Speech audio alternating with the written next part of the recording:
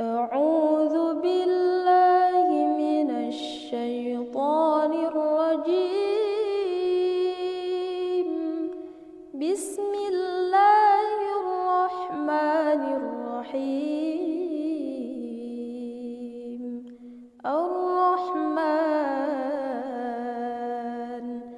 علم القرآن خلق الإنسان علمه البيان. الشمس والقمر بحسبان والنجم والشجر يسجدان والسماء رفعها ووضع الميزان ألا تطغوا في الميزان وأقيموا الوزن بالقسط ولا تخسروا الميزان والأرض وضعها للأنام فيها فاكهة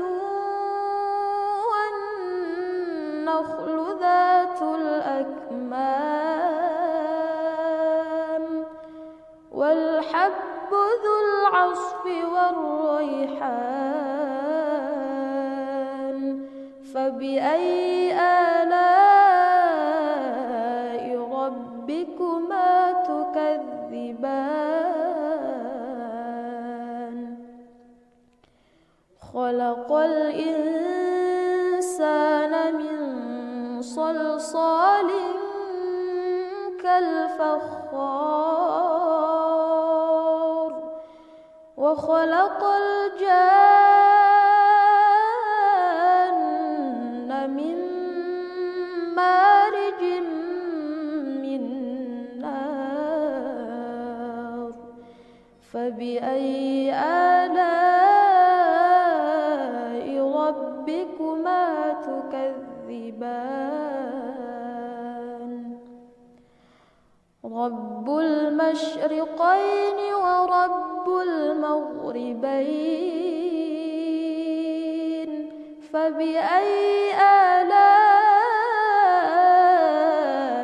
ربكما تكذبان. مرج البحرين يلتقيان بينهما برزخ لا يبغيان فبأي آلاء ربكما تكذبان. يخرج منهما اللؤلؤ والمرجان فبأي آلاء ربكما تكذبان. وله الجوار المنشآت في البحر كالأعلام فبأي آلاء ربكما تكذبان. كل من عليها فان ويبقى وجه ربك ذو الجلال والإكرام فبأي آلاء ربكما تكذبان. يسأله من في السماوات والأرض كل يوم هو في شأن فبأي آلاء ربكما تكذبان. سنفرغ لكم أيها الثقلان فبأي آلاء ربكما تكذبان يا معشر الجن والإنس إن استطعتم أن تنفذوا من أقطار السماوات والأرض فانفذوا لا تنفذون إلا بسلطان فبأي آلاء ربكما تكذبان